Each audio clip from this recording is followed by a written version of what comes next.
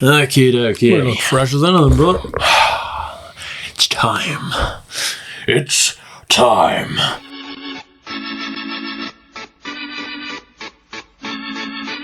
Hello and welcome back to the Let's Talk Racing YouTube channel, and spirits are high. Why are they high? Because you're watching the first weekend preview of the new season on LTR, and we're talking about Cheltenham. Cheltenham. It's absolutely unbelievable, this. Just the fact that it's... we're back. We're back. We're back. Every week now. Every week. Oh, wow. No, I can't actually get it out. No. It's so good. No, this is just far too good. I honestly absolutely can't wait for this season. We're going to be previewing Friday and Saturday's action, as well as giving best bets across those 2 days at the end. That's where it really counts. I hope you've got your notebook out and I hope you found some winners. The one thing is, it's tricky, isn't it? It is tricky. It's good to see, though, the open betting races as a result, which gives us and the punters a chance to make money. Not saying that we're going to be the two that are going to do it, but we will try our best to do so. I think this year we're going to just crack the code. I think we've spent a year learning our craft, and I think we're here now. I think we need to put it into practice. We've been having a few prep runs on some of the summer jumping cards. They've gone reasonably well. We've realised what's worked, what hasn't. Now it's the time. And Gavin Lynch has given us, a few pointers. We've put it in. Put it in the notebook. We've put it in the notebook. Don't back every single Paul Nolan horse. Okay, it's in the notebook. Don't back every Oliver McKiernan horse. It's in the notebook. Yeah. These sort of things I've got to learn. I'm slowly coming around to the fact I can't just back every Paul Nicholls horse, and ever since I've actually taken a positive turn, which is good. It was a bad tendency, and we've both ironed that one out.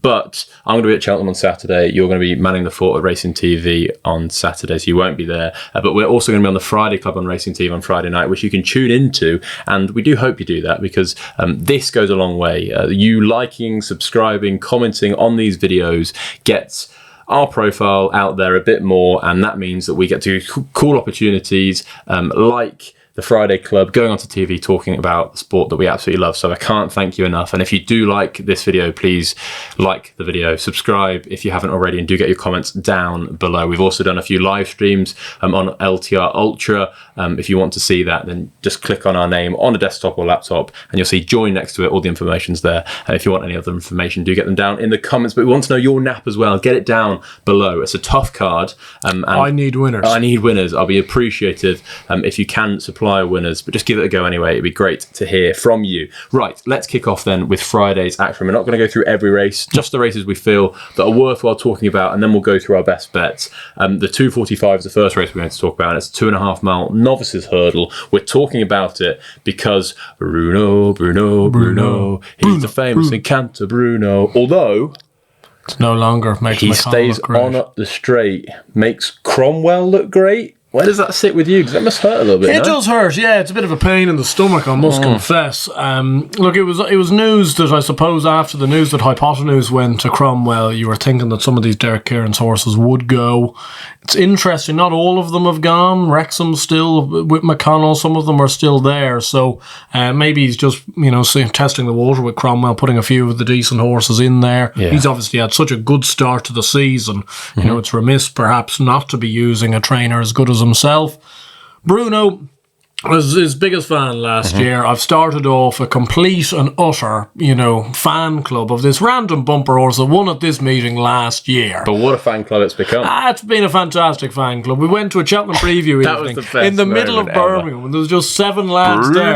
Bruno. Like, everyone else is looking at these guys going, have they lost their marbles completely? But instead, anyway. It was one of those moments that you're either part of the joke or you weren't. Yeah, exactly. A few weren't. But the few were absolutely legends. Well done, thanks. They were loving it.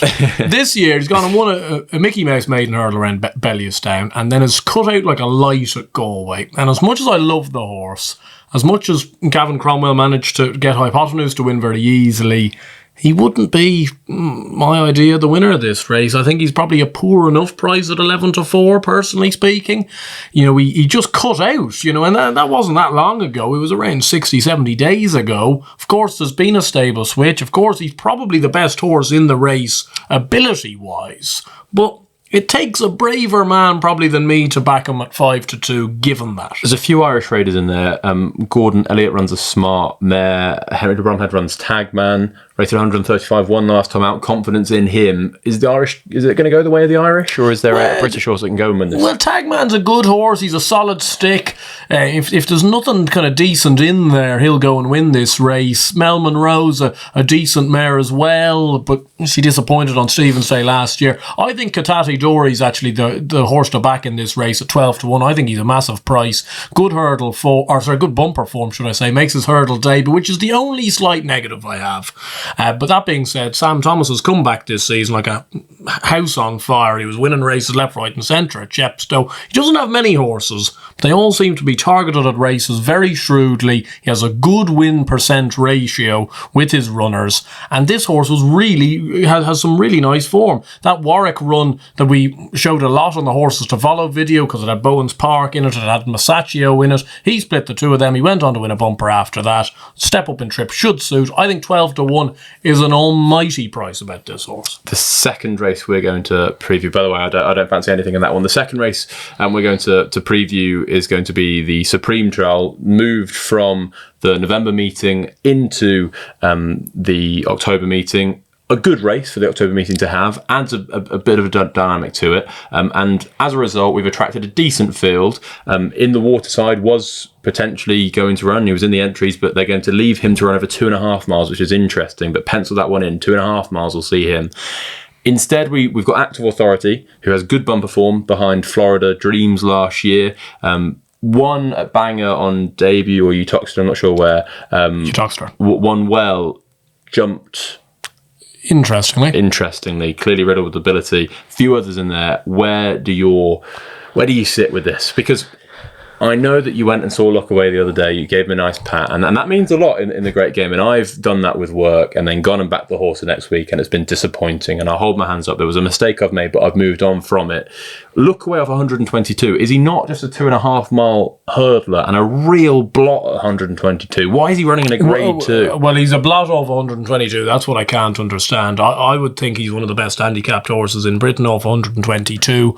I think Neil King's arguably bringing the handicap rules into disrepute by not using 122. It's very rare you get a gift wrap from the handicapper. The BHA handicapper's gone, Neil, here, have that, and he's not taking it. The only rationale I can come up with is you just must think that this horse will win this race.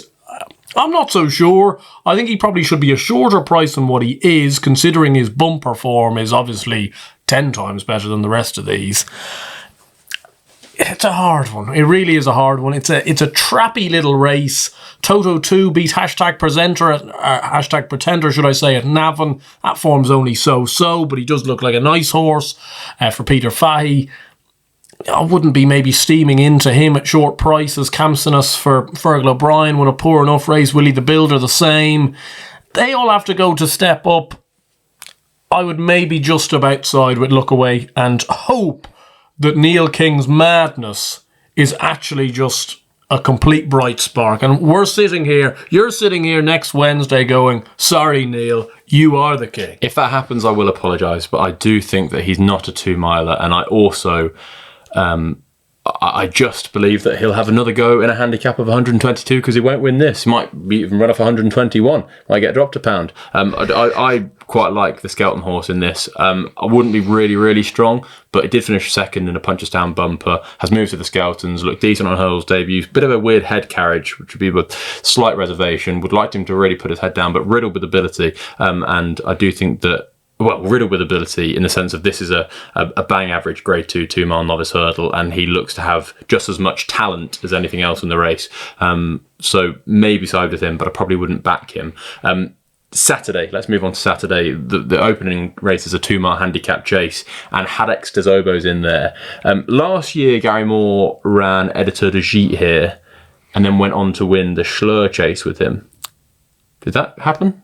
He ran and won something. I don't know. Well, he ran... He won the Clarence House later in the season, of course. Exactly, there we go. So you're thinking, my goodness, how didn't he win the race last year? Because he probably wasn't ridden he was not off. If we're kind of putting a spade and spade together. Do punters have to take then a bit of a? I think they've got to be wary. I think Haddock Des Obeaux is the best horse in the race. I think he's the only horse in the race that potentially could scale up into being maybe an open Grade 2 horse this year. He could potentially run in a Game Spirit or something like that. Wouldn't be beyond the realms of possibility.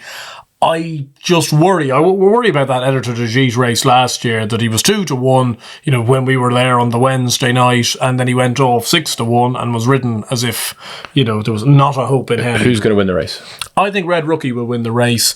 Emma Lavelle's horses have started this season so well. I think by her own admission, she had a poor enough year last year, managed to salvage it a little bit during the spring, but her horses have started this season well, and I think because a lot of them are well handicapped, because they were a bit off last year.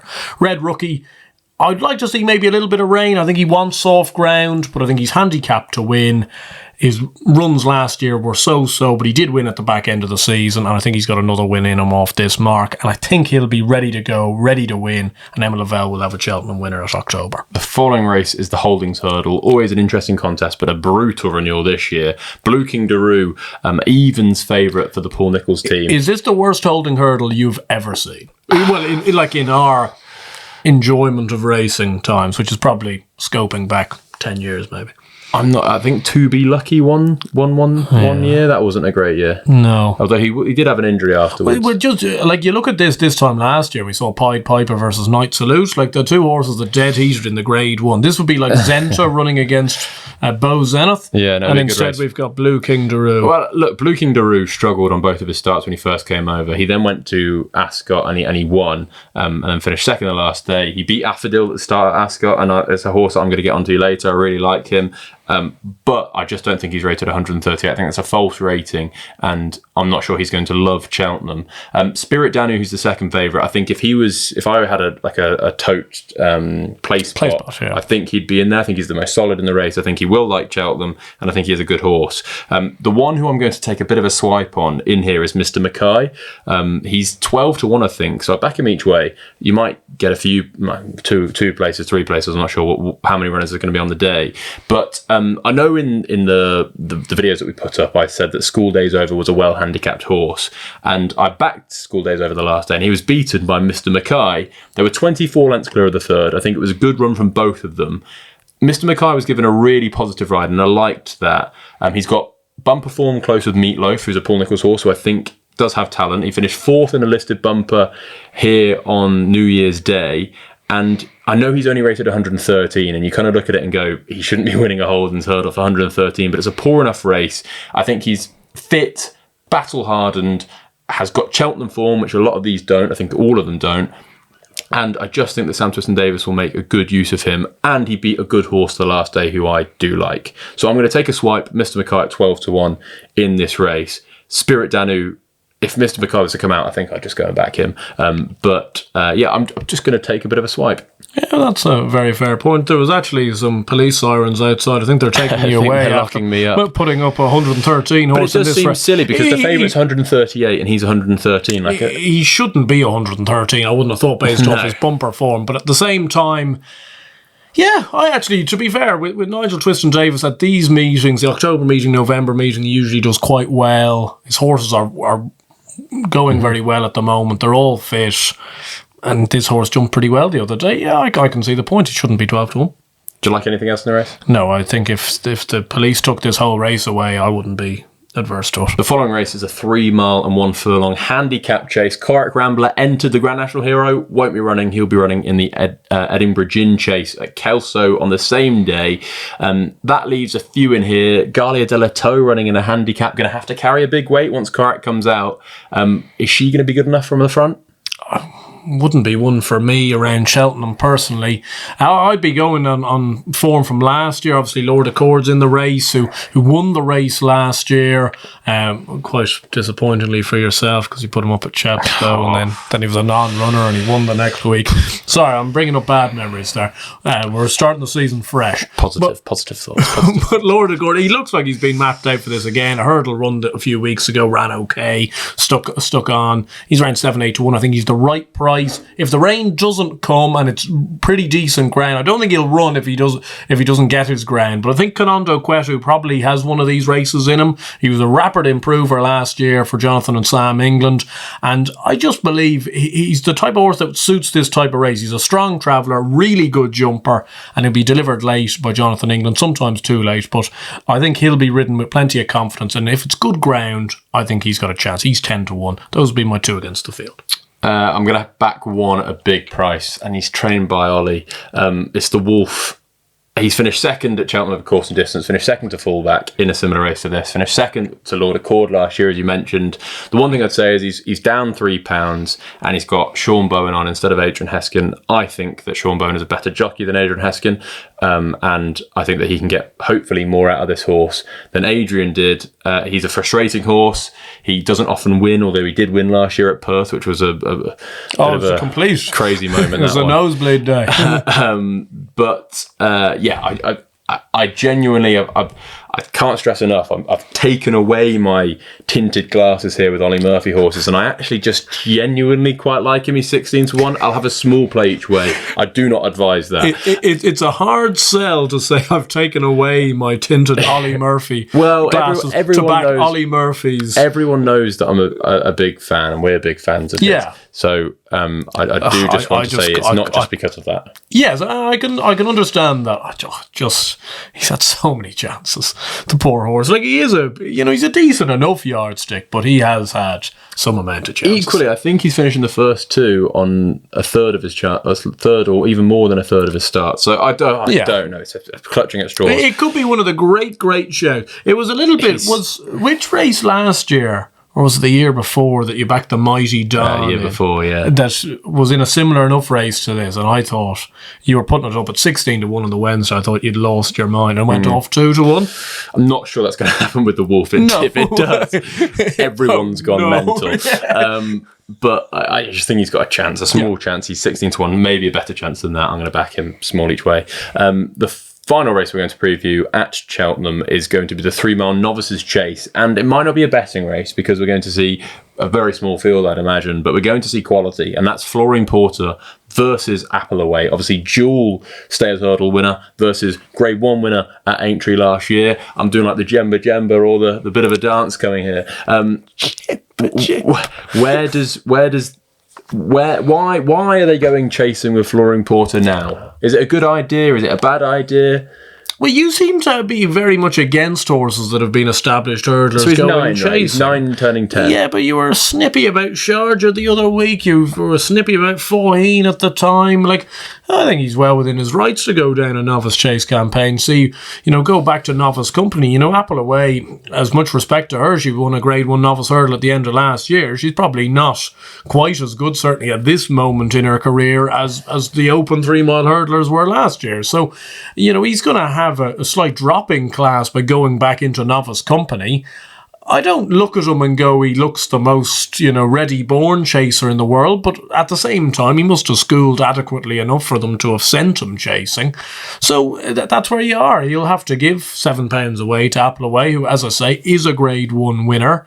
She won that very well from Maximilian, Aroko, Stay Away Faye. It was as good as the 3-mile novice hurdling division got. I don't know where I stand with her. Some of those horses for Lucinda, like you have a horse like Oi Senor that won that Sefton Novices Hurdle, ends up being a proper Grade 1 horse, and then you have a Haute Esteem who was third in that race, only beaten a few lengths, and ended up running in a novice chase at Cheltenham. I think is now rated 125. I'm not saying that's going to happen to Apple Away, but hard to gauge just how good she is. Be an interesting race, clearly a watching brief for me. Similar probably for the old Roan Chase, to be honest, because I think My Drogo is such a weird one in there. He obviously had so much talent. Dan Skelton was saying he was the best horse he's ever trained, then got the injury. We've not seen him for a long time. Clearly they think a lot of him. They think he's retained the ability. Will he be fully revved? Will they want him to go and win?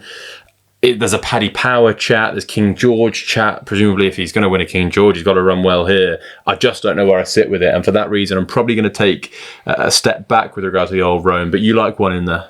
I quite like Manila Drama in there for Donald McCain and Brian Hughes. Donald McCain had a pretty quiet month there for a while, but he's had a few winners in the last week. More so along the angle that He loves Aintree, loves those sort of kind of grade 2, grade 3 handicap pots that he can go and win at these types of tracks. I think he'll be trying his hardest, as some of them may be there as a prep run for a Paddy Power. Or like I know from speaking to Jamie Snowden a couple of weeks ago with work that, That's All Right Gino probably will run here, but it is a stepping stone to potentially a Paddy Power, potentially a Coral Gold Cup. So will Manila Drama be there on his merits? I think he will be. He's 10-1. He was third in a grade 1 at the back end of last year in the Melling. I think that's as good form as you're going to get in here. Love that. Right, now it's time for best bets. Yeah. Do you want to go first? I'll go first, yeah. I've got 3 overall and then one just I want to talk about. I'm going to go against you in the novice hurdle trial. I'm going to put up Look Away. Okay. I'm just going to go in on Neil King. I'm going to believe him. You tell me, because you've told me a bit about not believing what everything you hear when you go on these work trips, which I understand, but let me live my life of, not believing that just for a few weeks. Has it gone particularly well with, say, Snowden? Well, Snowden's had a very good month. Pity he hadn't given me any of those. He's given me all the losers, and all of the rest of them have absolutely hacked up. But anyway, I'm not laying that down on him. Okay. So I'm going to go with Look Away. I really actually quite like one in the last race on the Friday, 2.5 mile handicap hurdle. A horse called Arabian King for Cian Collins. Jordan Gainford comes over and takes the ride. Currently 16-1. He won a flat handicap last time over a mile 6. And although you might look at his hurdle figures and go, they look a little bit wishy-washy, they're actually better runs than you think. He hasn't been beaten that far. Jordan Gainford only comes over at the moment, seemingly, for this ride. He may end up riding one of Gordon's earlier in the card, but I think Cian Collins is a shrewd enough man. He brings horses over, that will have a chance, will run well, and I think at 16-1 he's too big a price. On the Saturday at Cheltenham, my one bet would be Butch in the 3 mile novice hurdle. I think he's actually just the best horse in the race, to be honest. As surprising as it may sound, this is mental strength from me.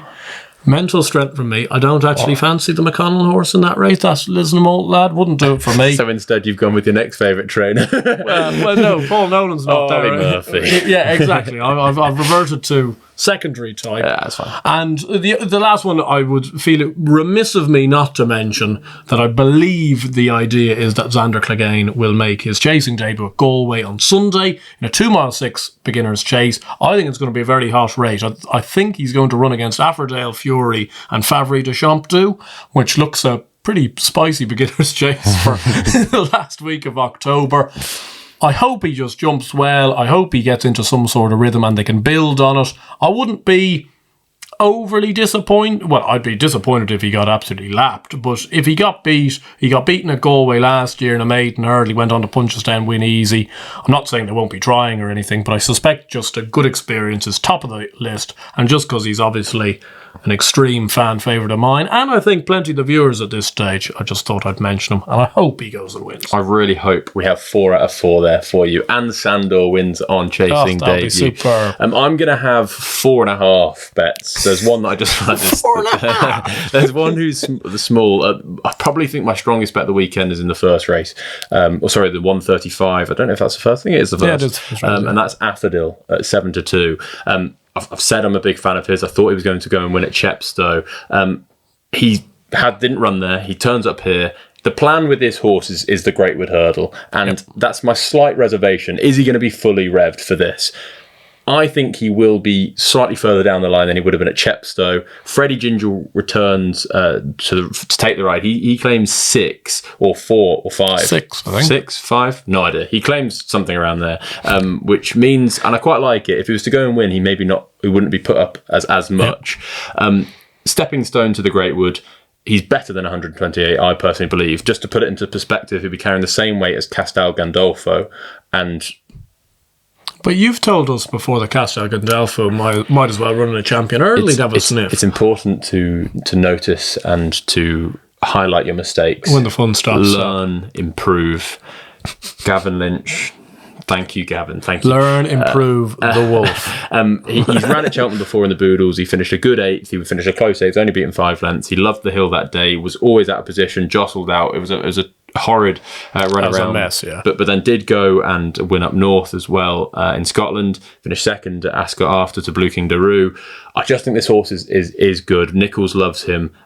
Old Guard. The fact that the two horses who have run this race that were under 6 years old in the last 10 years were both trained by Paul Nichols. Old Guard won the race and he won the Greatwood afterwards. Then he won the International. I'm not saying Affordale's going to do that, but it wouldn't surprise me if he was to go and win here and then have a really good chance in a Greatwood hurdle. He's going to be probably my nap of the weekend at 7-2. Passing well in the 320, the 2.5 mile novices handicap chase. He's been on my radar because obviously follow the expensive point-to-point purchases and stuff like that, expensive purchases. He cost £185,000, which for Jamie Snowden would be an awful lot. Money, yeah. It's big money, and that was after a Punchestown second in a bumper at the Punchestown Festival in 2022. He's won twice going forward in novice hurdles. He ran in the shallow, so they clearly thought a lot of him. It was a good run at Ayr at the back end of last season, behind good horses, but he was dropped out, and all the other wins he's gone forward.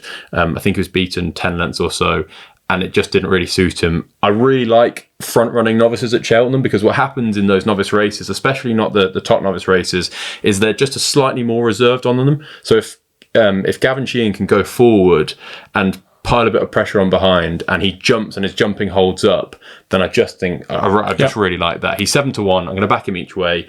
Pretty strong. I quite like him. And then in the 4:30, the amateur riders race, strictly a dancer. Gina Andrews booked 6-1, a really eye-catching run at Chepstow the last day.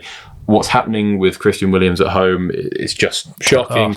I wish him and the family all the support. It's great to see his little girl so strong, going to school, wonderful. I just wish the best on them. I think this has just been the plan. I'd love him to have a big day, and strictly a dancer at 6-1 with Gina booked. I think the one thing with Gina Andrews booked is the horse is going to be trying. And not saying that Christian Williams doesn't do that, but he often has targets down the line, and he prioritises those. I think that Gina is going to be booked. Strictly an answer is going to go close to 6s.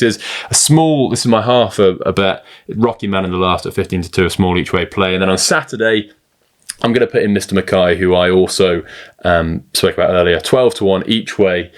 Spirit Danu, I think, is a classy horse. I'm going to take on the Nichols favourite, and I'm going to trust that School Days Over was a decent horse who we beat last time out, and Mr. Mackay off 113 the first 113 rated horse to win the Holdings hurdle. Yeah, I fingers crossed it can happen, and up the Twist and Davis team.